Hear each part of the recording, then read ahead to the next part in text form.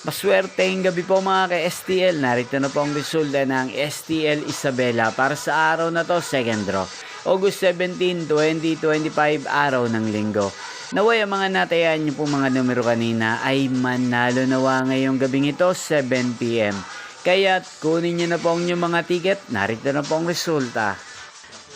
Ang mga numerong nanalo sa STL Isabela ngayong gabing ito, August 17, 2025, 7 p.m. Second draw result 35 at 18.